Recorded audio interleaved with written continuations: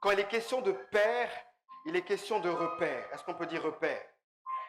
Il est question de repère, il est question d'être d'une voix, il est question de guide. Donc, quand on parle de paternité, c'est vraiment général. Et on est en plein dedans. Hein. Alors, tu vas mieux comprendre la paternité sur le plan spirituel grâce à la paternité biologique. Et il faut savoir une chose, c'est que par rapport à la notion de père, et je vais rentrer vraiment doucement et tranquillement dans mon message, il faut comprendre une chose, c'est que tout ce que Dieu fait sur la terre, c'est le reflet de ce qui est dans les cieux. Tout ce que Dieu fait, tout ce qui se passe, certaines lois que nous voyons, des choses que nous voyons sur le plan terrestre, c'est le reflet de ce qui est spirituel. Vous avez même, lorsque je prends toujours le même exemple, mais ce sont des réalités, quand on parle de la police, des gendarmes, cette organisation-là, en fait, c'est déjà sur le plan céleste, les choses sont comme ça. Il y a des anges, qui opèrent pendant la guerre, il y a des anges qui nous protègent, il y a des anges. En fait, il y a différentes organisations. Et ce que nous voyons dans la société, l'organisation dans certains domaines, c'est le fruit de ce qui est spirituel. Amen. Et quand on parle de la notion de la paternité, c'est vrai que dans le plan biblique, c'est des sujets très poussés. Lorsqu'on parle de la paternité spirituelle, il faut comprendre que lorsque Dieu a créé l'homme, lorsque Dieu le place dans le jardin, en fait, il place l'homme dans le jardin lorsqu'il le crée, il ne met pas l'homme dans une condition où il est son créateur, il veut installer l'homme dans une dimension de père et enfant. Amen. Amen. Dieu déjà dans les cieux, dans le domaine spirituel, l'image que Dieu veut communiquer à l'homme, la première image, c'est l'image du Père. Amen. Est-ce que nous sommes ensemble? Et lorsque Christ vient sur la terre,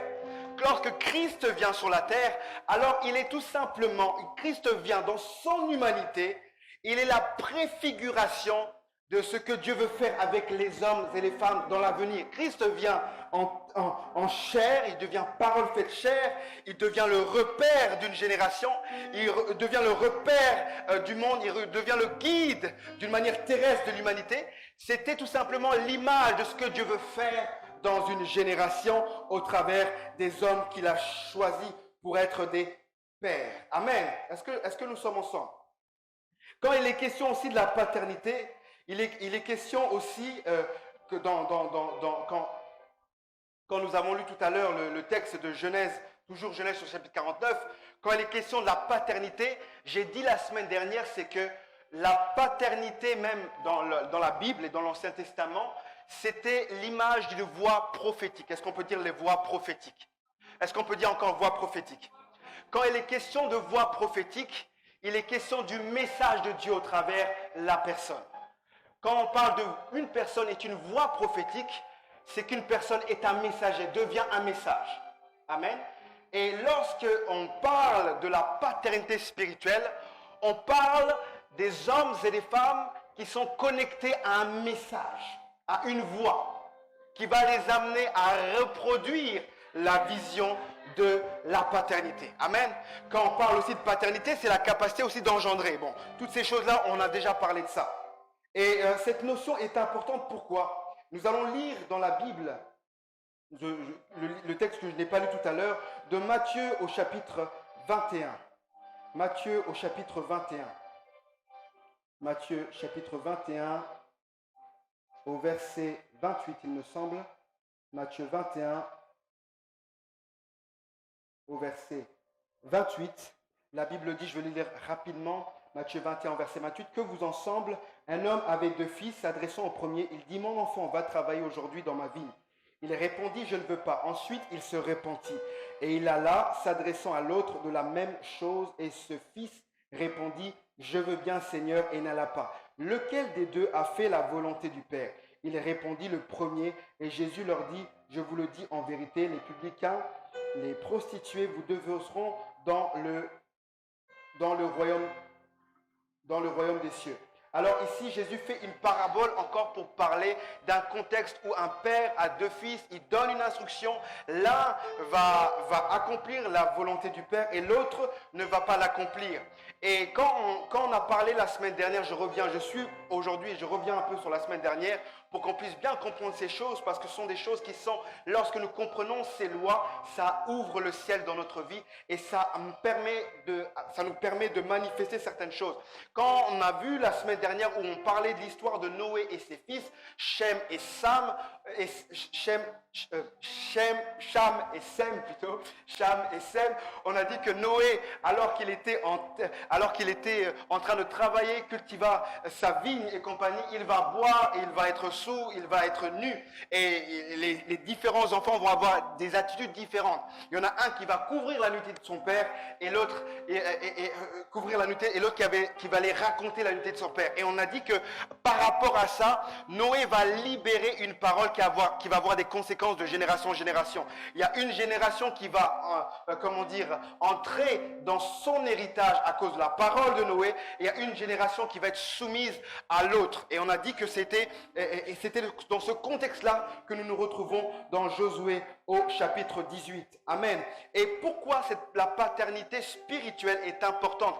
Parce que Dieu passe toujours par quelqu'un pour nous introduire quelque part. Amen. Dieu passe toujours par une source pour nous amener quelque part. Dieu passe toujours par une source pour nous permettre d'entrer dans des dimensions. La paternité, elle est dans plusieurs domaines. Elle est dans le domaine naturel, dans le domaine spirituel, dans certains types de domaines. Quand on parle de paternité, on peut parler de plusieurs synonymes. On peut parler de mentorat, on peut parler de coach, on peut parler de plusieurs dimensions. Mais quand on parle de la paternité spirituelle, on parle de source. Amen. On parle d'une source qui nous permet tout simplement d'être connectés à une bénédiction. Est-ce qu'on peut dire source qui nous permet d'être connectés à une bénédiction? Dieu a dit à Abraham, toutes les familles de la terre seront bénies en toi. En fait, Dieu faisait d'Abraham d'une source de bénédiction pour plusieurs. Et pourquoi on parle également de la notion de la paternité? Parce que dans la Bible, lorsqu'il était question d'héritage, lorsqu'il était question de bénédiction, en fait, la bénédiction plutôt, on peut dire même l'héritage, était associé à une famille. Est-ce qu'on peut dire une famille? Est-ce qu'on peut dire une famille? En fait, lorsque Dieu décidait de donner, de permettre d'entrer un peuple, de bénir, il bénissait une famille. C'est pour ça que dans les bénédictions des différentes tribus d'Israël, c'était associé à des familles. Amen. Et quand on parlait de famille, il y avait une source, il y avait un père. Et on a dit la semaine précédente que ceux qui pouvaient hériter, ceux qui pouvaient recevoir la bénédiction, c'était les fils d'un même père. Et le premier-né recevait une double bénédiction. Amen. Est-ce que nous sommes ensemble? Le premier recevait une double bénédiction. Et c'est pour ça que à nous qui sommes en Christ, nous devons comprendre que oui, Dieu nous bénit individuellement. Nous devons comprendre qu'il y a des choses individuelles que Dieu fait pour nous. Mais il y a des choses que Dieu nous bénit, nous permet d'entrer parce que nous sommes connectés à une famille. Je ne sais pas, nous sommes connectés à une famille, nous sommes connectés à une vision, nous sommes connectés à une église, nous sommes connectés à un père. Donc ça fait que Dieu nous permet d'entrer dans une bénédiction. Amen. J'aimerais en fait nous amener à comprendre, oui, Dieu a des plans individuels pour chacun d'entre nous, mais j'aimerais en fait nous amener à nous réjouir de la famille auquel nous sommes. J'aimerais aussi nous amener à comprendre qu'il y a certains éléments que nous allons bénéficier parce que nous sommes connectés à une bonne famille. Amen. Il y a certains types d'anges et il y a certains types de grâces qui sont associés à la famille auquel nous sommes. C'est pour ça que nous devons comprendre, oui, je dois me connecter à une parole. Mais je dois comprendre aussi qu'il y a un type d'héritage, type de choses qui peuvent se manifester dans ma vie si j'ai la notion de la paternité, la compréhension de la paternité spirituelle. Je suis conscient que je suis connecté à une source et en travers cette source, j'entre dans ma bénédiction. Je peux recevoir dans ma bénédiction. Je peux, en fait, ma bénédiction peut être communiquée. Et dans l'histoire que nous avons lue dans 1 Roi, au chapitre 1er, ce qui se passe, c'est que les fils du roi David est déjà âgé dans l'âge. David doit préparer la succession. Le roi David doit permettre à ce qu'un de ses fils puisse devenir roi. Mais la Bible nous parle d'une personne qui s'appelle Adonijah. Est-ce qu'on peut dire Adonijah? Une personne qui s'appelle Adonijah. Et Adonijah, son aspiration, c'était de devenir roi. Quelle que soit la manière, il voulait devenir roi. En quelque sorte, il voulait entrer dans son héritage. Mais maintenant, il ne voulait pas manifester, pas entrer comme il fallait. C'était pas lui qui devait manifester l'héritage. C'était pas lui qui devait rentrer. Mais, Adonijah va être animé d'une ambition déplacée. Adonijah va être animé de la soif du pouvoir. Adonijah va être animé de la soif de la conquête, mais pas selon le plan de Dieu. C'est bien avoir soif du pouvoir, c'est bien être ambitieux, mais le problème c'est qu'Adonijah avait de mauvaises aspirations. Il avait en fait de mauvaises aspirations et qui va lui conduire justement à la chute. Et le problème c'est qu'il ne va pas écouter celui qui était et celui qui devait être sa source. Et quand on parle également de paternité, nous devons comprendre qu'il y a plusieurs manières de recevoir notre bénédiction ou d'entrer dans notre héritage au travers un père. L'onction et la puissance. Est-ce qu'on peut dire l'onction et la puissance? Ou le domaine du surnaturel? Est-ce qu'on peut dire le domaine du surnaturel? Vous recevez à la mesure de ce que vous voyez. Est-ce que nous sommes ensemble? Vous recevez à la mesure de ce que vous voyez. Lorsque vous comprenez le principe de la paternité spirituelle, lorsque vous comprenez le principe que, oui, il y a une source dans ma vie qui me guide, qui me dirige, je dois comprendre en fait qu'il y a des choses que je vais recevoir à cause de l'onction qu'il y a dans la vie de cet homme. Ou l'onction qu'il y a dans sa vie va conduire un transfert. La Bible nous parle d'Élie et Élisée. La Bible nous dit que Élisée était en fait connecté à son père qui était Élie. Et la Bible nous montre comment Élisée va entrer dans son héritage, dans la manifestation de son ministère. Tout simplement parce qu'il a vu en son père, en sa source, une source de bénédiction. Donc il y a quelque chose qui va lui être transféré d'une manière surnaturelle. Tout dépend de ce que nous voyons. Amen. L'autre chose également qui peut nous permettre tout simplement, et je vais juste citer seulement certains points avant d'entrer dans d'autres, c'est lorsque en fait nous comprenons que lorsque, oui, la bénédiction, lorsque en fait nous sommes réceptifs à l'instruction. Est-ce qu'on peut dire l'instruction? Est-ce qu'on peut dire l'instruction? Lorsque nous sommes réceptifs à l'instruction, dans Proverbe, il est dit, écoute les conseils du père, de ta mère. On parle de l'instruction. En fait, quand on parle de l'instruction, c'est pas au travers des messages, c'est au travers des conseils, c'est au travers du quotidien. L'instruction amène à permettre à quelqu'un d'entrer dans son héritage. Nous avons vu dans Matthieu chapitre 21 que dans cette parabole, il y avait un père qui a parlé à ses fils, il y en a un qui a écouté l'instruction, il y en a un qui a obéi et l'autre ne l'a pas fait. Amen. Et ça a entraîné tout simplement une, n'a pas été, l'un d'entre eux n'a pas été agréable. Et j'aimerais en fait dire et continuer avant de rentrer dans d'autres points et dire tout simplement que cette compréhension dans le domaine de l'héritage, cette compréhension dans le domaine de la bénédiction, des choses que nous devons manifester, il y a plusieurs éléments, comme j'ai dit. Mais la compréhension, la notion de la paternité nous permet d'entrer dans notre bénédiction. Et comme je le disais la semaine dernière, comprendre la notion de la paternité, c'est comprendre l'alliance qui est attachée avec ma source. Je ne sais pas si je me fais comprendre. Quelle est l'alliance qui est attachée à ma source? Je réfléchis, je vois Abraham, je vois Moïse, je vois ces hommes qui opéraient. Quelle était leur alliance? Quelle était leur vie? Quel était le message de leur vie? Si je me connecte à leur alliance, si je connecte à leur message, je rentre dans leur alliance. Et leur alliance est associée des bénédictions. C'est pour ça, c'est l'une des raisons pour lesquelles le peuple juif reçoit de l'avance et à une certaine avancée dans certains domaines parce qu'ils sont rentrés dans l'alliance du Dieu d'Abraham. Amen.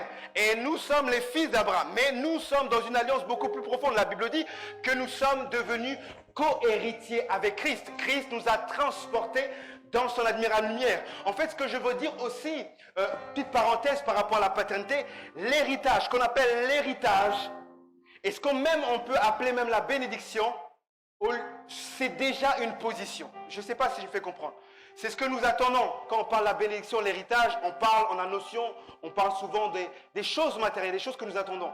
Mais vous savez, vous n'avez pas besoin d'être chrétien pour avoir une maison, une voiture, une belle femme, des choses comme ça. Non, vous n'avez pas besoin d'être chrétien pour ça. C'est vrai, ce sont des bénédictions. Mais toutefois, ce n'est pas la bonne définition de la bénédiction. Parce que la bénédiction, l'héritage, c'est d'abord une position en fait. C'est d'abord une position, c'est d'abord avoir un nom. Quand Dieu dit « je suis béni », toute bénédiction spirituelle, c'est une position qu'il nous a accordée. Et quand je comprends ma position, je dois maintenant travailler, fonctionner en fonction de... fonctionner, agir par rapport à ma compréhension de la position. Amen. Les réalités de notre héritage. Les réalités de notre héritage. Je dois entrer en possession de ce que Dieu a réservé pour moi. Mais pour que je rentre en possession, je dois avoir et comprendre. L'une des choses que je dois comprendre et que nous partageons depuis quelque temps, c'est vraiment la notion de la paternité. Mais pour parler de la paternité, il faut comprendre la problématique des fils. Est-ce qu'on peut dire la problématique des fils? Est-ce qu'on peut dire la problématique des fils? Parce que je peux pas dire oui, voilà, je connais ma source. Je connais en fait qu'au-delà des efforts individuels que je peux faire, des bénédictions que j'ai, je dois être connecté à une source, je dois être connecté à un guide, je dois être connecté à une famille spirituelle. C'est là où l'importance de vivre sa chrétienté, sa foi au sein d'une église, pour que je puisse enfanter, pour que je puisse manifester ma bénédiction. C'est vrai, toutes ces choses-là. Mais la réalité, c'est que je peux avoir notion de toutes ces choses, mais pas être un fils. Est-ce que je me fais comprendre? Je ne sais pas si je me fais comprendre ce matin. Vous pouvez avoir des informations, mais pas être un fils. Vous pouvez même être dans une maison. Dans une maison, vous êtes né, même père, même mère, mais pas réellement être un fils. Parce qu'il y a une différence entre l'enfant et le fils. La Bible dit, un enfant nous est né, un fils nous est donné. Que ça signifie? Quand on parle d'enfant, c'est un enfant qui est issu, qui a été engendré.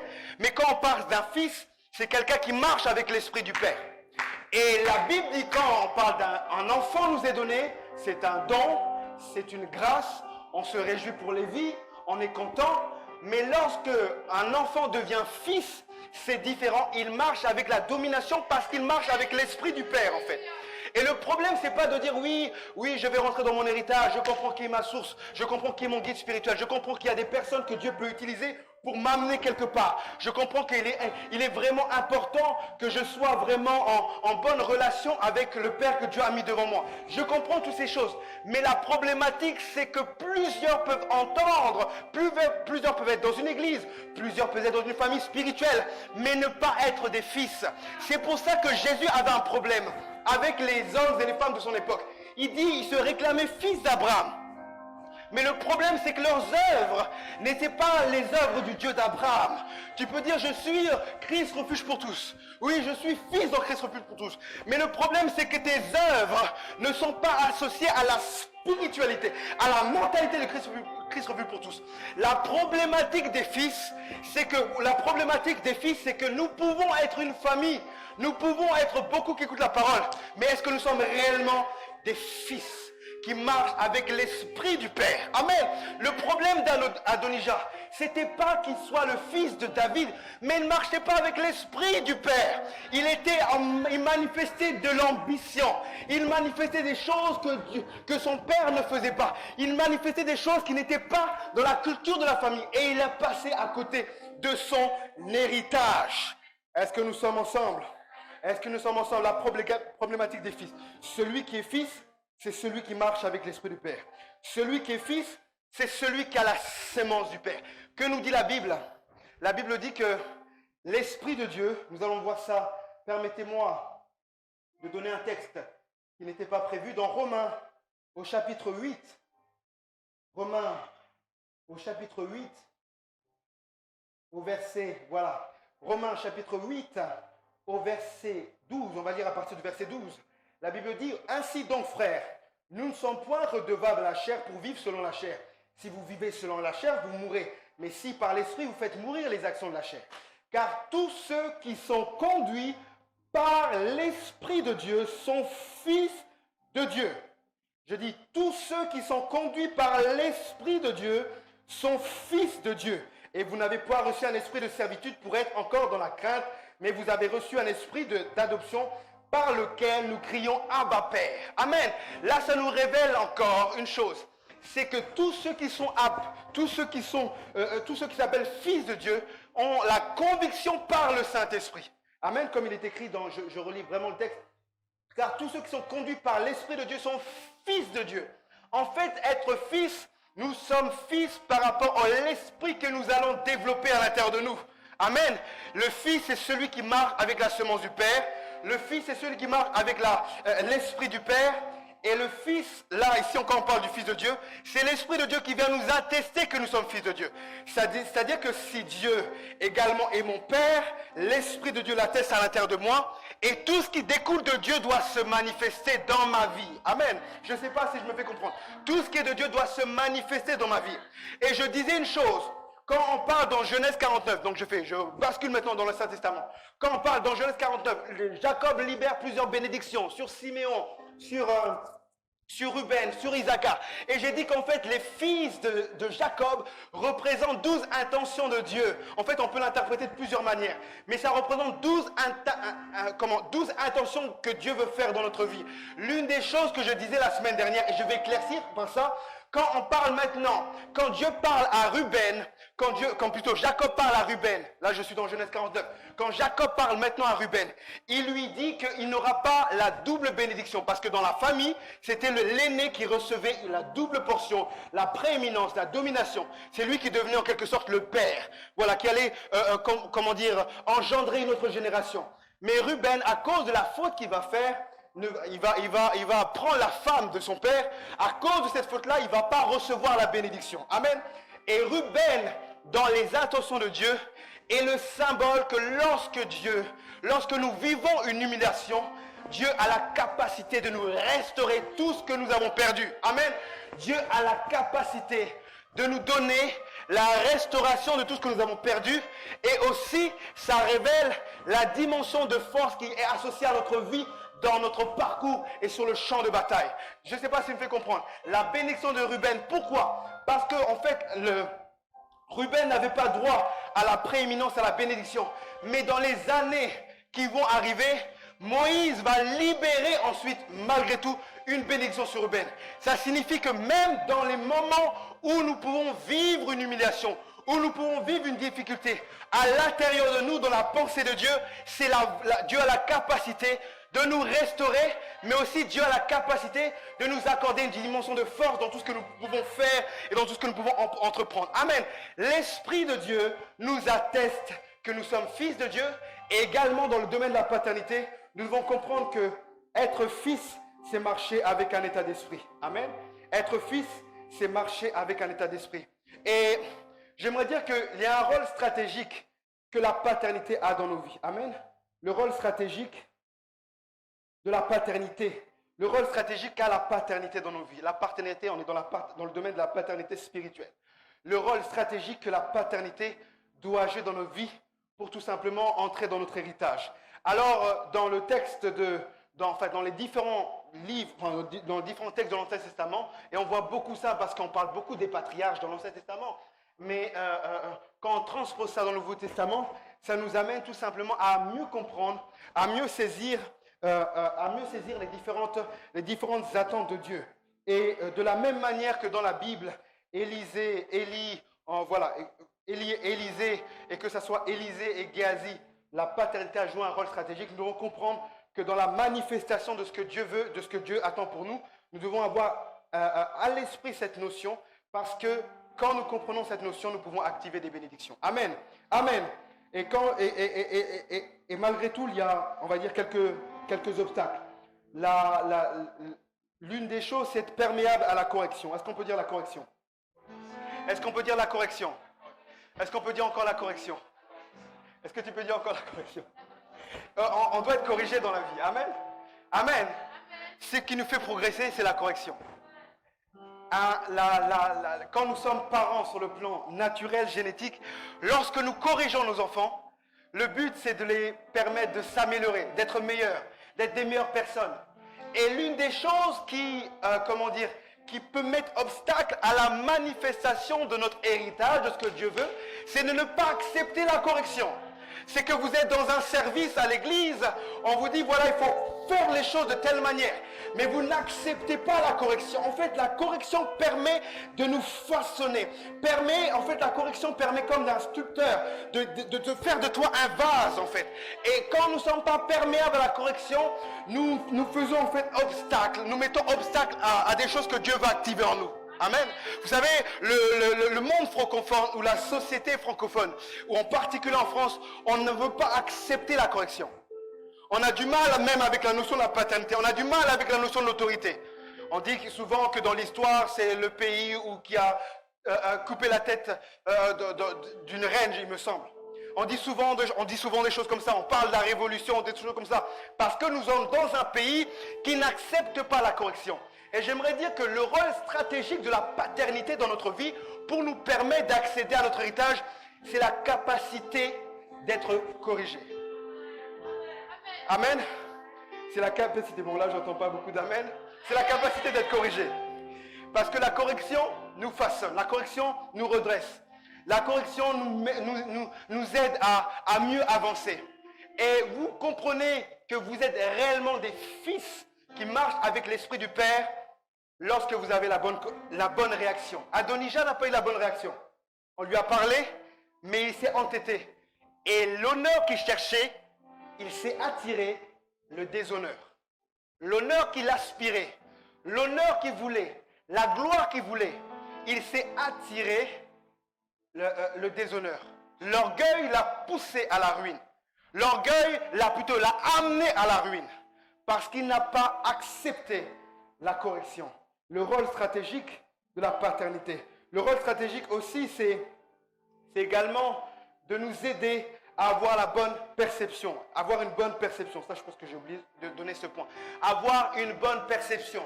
Avoir une bonne perception. C'est-à-dire, la bonne perception, c'est de comprendre les réalités spirituelles qui se dégagent de la paternité. Amen. C'est de comprendre que derrière la paternité, il y a un manteau spirituel qui est là. Si je vois d'une manière spirituelle, quand je suis connecté à ma source, mon guide spirituel, quand j'ai une bonne perception de ce qu'il est, de ce qu'il représente, cela a des conséquences sur ma vie. Et je prends toujours l'exemple de Jésus qui va se retrouver à Nazareth, et c'est le seul endroit où il ne va pas opérer le miraculeux, tout simplement parce qu'il s'était habitué, accoutumé à son identité naturelle. Amen. Et le problème de la paternité, c'est que lorsque nous avons une mauvaise perception de la paternité, une mauvaise perception de la source, alors nous n'allons pas jouir des conséquences que cela peut découler. Amen. Est-ce que nous sommes ensemble? Est-ce que nous sommes ensemble? Est-ce que nous sommes ensemble? Et le rôle stratégique également de la paternité, c'est de faire tomber, faire couper toute forme de déloyauté. Amen. Est-ce qu'on peut dire déloyauté? Le rôle stratégique de la paternité, dans la manifestation de mon héritage, c'est de couper toute forme de déloyauté. Quand on parle de la loyauté, on parle d'être fidèle dans son engagement, d'être fidèle dans son service, d'être fidèle à Dieu, d'être fidèle dans sa manière d'être, de ne pas avoir de la duplicité. Une face comme ça et une face de l'autre. Un pasteur disait une chose, c'est pas une critique, hein, c'est vraiment un exemple. Hein. Un pasteur disait une chose, il est conseiller, il faisait une conférence pour les pasteurs, et il disait, si je dis ça, les gens vont avoir peur. Et le pasteur disait en question, il dit, vous qui êtes pasteur, faites attention autour de vous, ceux qui sont extrêmement polis avec vous. Extrêmement polis, toujours oui pasteur, extrêmement. Ceux qui sont à l'extrême. Il faut faire attention, parce que il faut que cette manière d'être soit éprouvée. Elle soit dans le visible et soit également à l'extérieur. Amen. Il dit faites attention à ce type de gens-là. Si vous creusez un peu, il y a un peu de la déloyauté. Bon, ça c'est un sujet auquel on peut étudier. Mais le but d'une longévité, d'une famille, c'est la capacité à être demeuré engagé, fidèle. Nous cherchons de la loyauté, la fidélité dans tout ce que nous faisons, parce que la loyauté, c'est la capacité de prendre soin déjà de ce qu'il y a autour. Tu veux entrer dans ton héritage, tu veux que Dieu manifeste des choses qu'il a prévues pour toi, apprends à servir avec dévotion. Apprends à servir comme si c'était ta propre église. Apprends à servir comme si c'était ton propre mariage. Apprends à servir comme si c'était ton propre travail. Si tu arrives à être loyal, sérieux, engagé, dévoué pour quelque chose qui a quelqu'un d'autre, Dieu en fait te récompensera. Amen. Dieu te récompensera. Et David Alors qu'il était dans une famille, les théologiens disent qu'il est issu d'une relation extra-conjugale. On dit que David peut-être était à l'écart, mais je suis convaincu que David était sérieux. Parce que je ne pense pas que son père l'aurait envoyé vers ses frères pour leur donner la nourriture s'il n'avait pas confiance en David. David avait appris dans la maison de Dieu à être sérieux, à être loyal, à avoir la même vision dans la maison qu'à l'extérieur. Vous savez, l'une des raisons pour lesquelles Dieu veut que nous puissions prier en déclarant et à haute voix, parce qu'il ne veut pas que ce qu'il y a dans notre cœur soit en décalage avec ce que nous disons. Et la loyauté, c'est ne pas être en décalage entre ce que nous démontrons et ce qu'il y a à l'intérieur de nous. Amen. Le rôle stratégique de la paternité, c'est de nous amener à servir avec dévotion, avec fidélité, avec sacrifice. Lorsque nous faisons ça, Dieu commence à ouvrir des portes. C'est pour ça que je dis souvent, à ceux qui viennent, là on parle d'une manière ecclésiastique, ceux qui viennent à l'église, ceux qui commencent à venir, je leur dis souvent, là tu deviens fidèle à l'église, tu deviens fidèle à ta famille spirituelle. Maintenant, il faut que tu mettes un degré supplémentaire. C'est que tu t'engages dans quelque chose. C'est que tu t'engages dans un service. C'est que tu fasses quelque chose dans le royaume de Dieu. Pourquoi?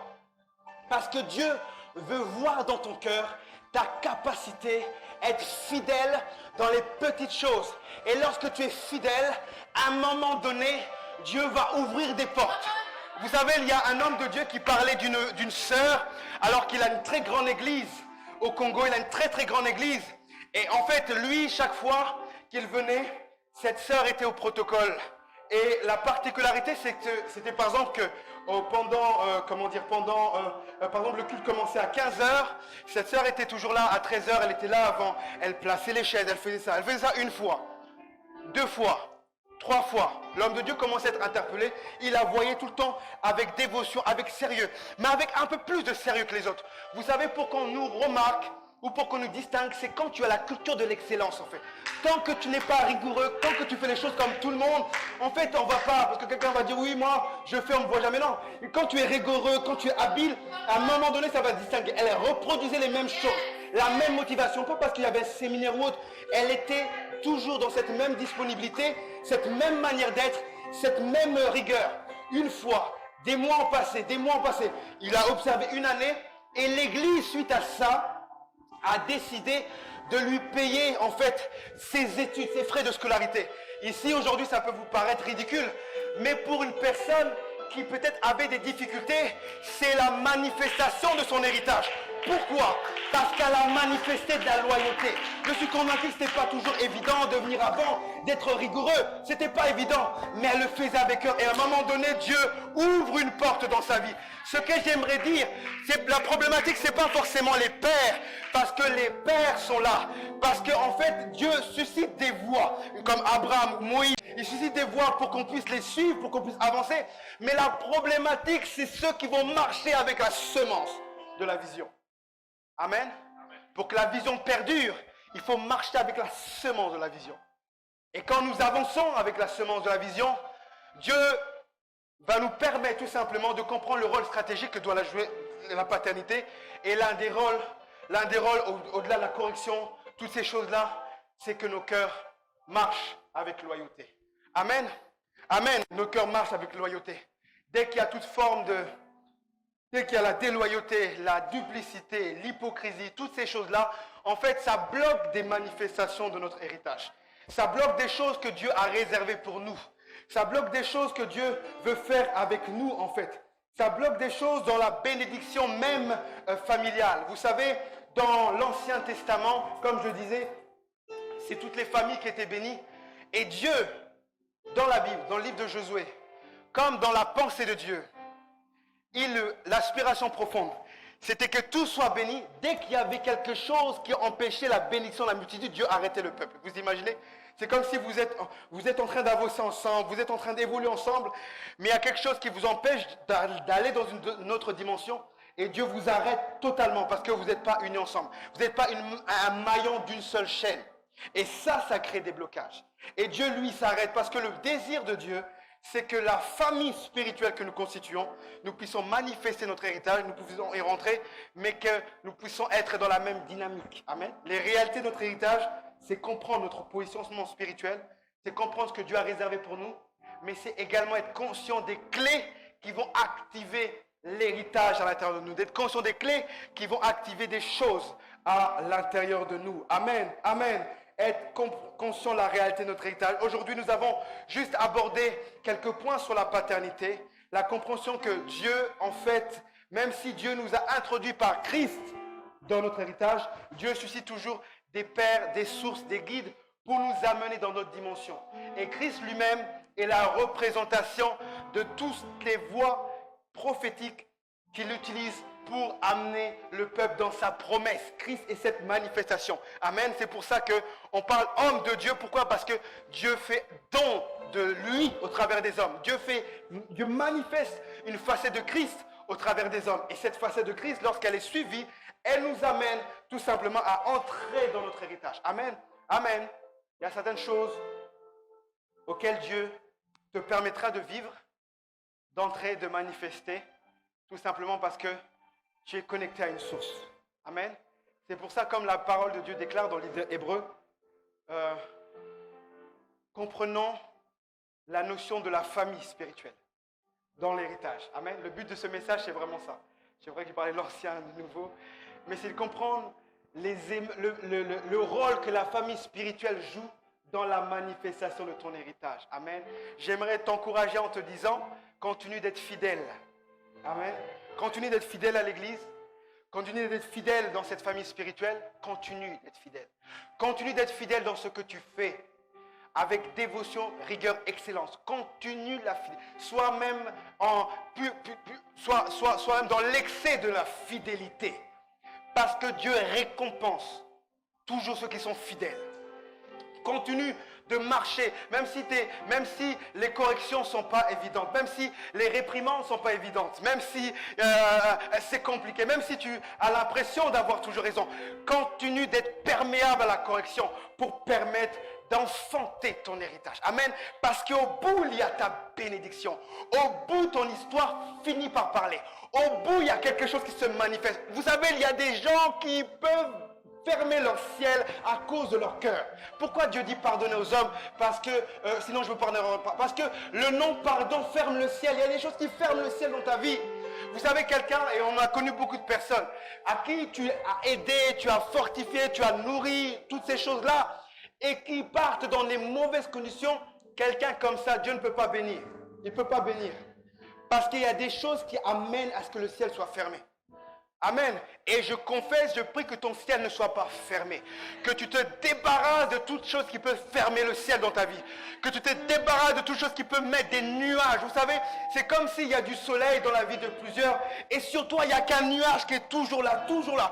Parce que tu dois te débarrasser dans ton âme des choses qui polluent ton esprit et t'empêchent de manifester ton héritage. Amen. La notion de la paternité. On parle du Dieu d'Abraham. On parle du Dieu d'Isaac, on parle du Dieu de Jacob. Il y a toujours des personnes qui sont comme des pionniers, qui nous ouvrent la voie pour que nous puissions entrer dans quelque chose. Amen. C'est comme, on prend l'exemple encore d'Alan, c'est comme là, il va préparer l'avenir de son fils. Il a déjà la vision de son fils. Il va préparer son avenir, il va lui préparer la voie. Amen. Et si son fils l'écoute, si son fils fonctionne comme il devrait fonctionner, il va manifester son héritage. Amen. Est-ce que je me fais comprendre? Amen. Nous allons nous lever avec cette parole que nous avons écoutée ce matin. C'est vrai que j'ai parlé de plusieurs choses, mais retenons l'essentiel. Dieu veut que nous puissions activer des choses. Retenons l'essentiel. Soyons fidèles. Soyons fidèles à lui. Soyons fidèles. Comprenons la notion de la paternité. Comprenons que Dieu veut nous amener quelque part. Élève ta voix quelques instants vers le Seigneur. Alléluia.